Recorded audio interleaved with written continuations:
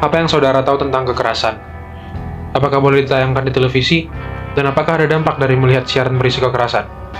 Sebagaimana yang ditentukan di P3SPS, tepatnya pada Peraturan Komisi Penyiaran Indonesia tentang Standar Program Siaran, pada bab 1 Ketentuan Umum Pasal 1 Ayat 25, adegan kekerasan adalah gambar atau rangkaian gambar dan atau suara yang menampilkan tindakan verbal dan atau non-verbal yang menimbulkan rasa sakit secara fisik, psikis, dan atau sosial bagi korban kekerasan. Setelah tahu apa itu definisi adegan kekerasan menurut Ketentuan Umum P3SPS, jadi apa saja program siaran yang terkandung kekerasan dalamnya? Mari kita lihat pada P3SPS di bab 13 tentang pelarangan dan pembatasan kekerasan. Bagian pertama, pelarangan adegan kekerasan. Pasal 23, program siaran yang memuat adegan kekerasan dilarang.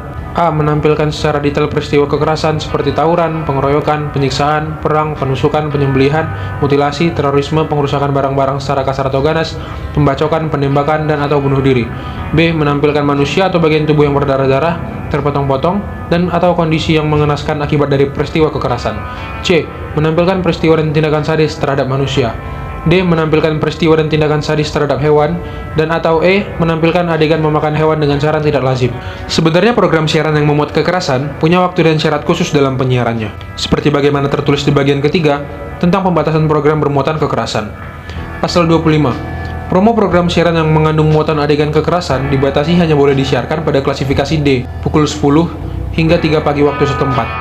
Lalu setelah semuanya dijelaskan dalam P3SPS hingga Undang-Undang Penyiaran, masih adakah program siaran yang nakal melanggar aturan yang sudah ditetapkan? Tentunya ada. Di program sinetron Anak Langit misalnya. Sinetron yang berklasifikasi R yang tayang di SCTV ini menampilkan adegan perkelahian antar beberapa orang yang saling pukul tendang. Tayangan kekerasan ini ditemukan pada pukul 8 malam. Adegan kekerasan seharusnya terklasifikasi D dan hanya bisa tayang di atas pukul 10 malam. Jadi sudah jelas ini melanggar ketentuan P3SPS. Oleh karena itu, KPI sebagai lembaga yang berwajib memberikan teguran tertulis untuk program sinetron ini. Lalu, dari banyaknya pelanggaran yang berefek buruk pada penonton ini, apa sih sebenarnya solusi untuk menghentikan? Bahkan teguran KPI saja tidak mampu menghentikan kasus-kasus ini.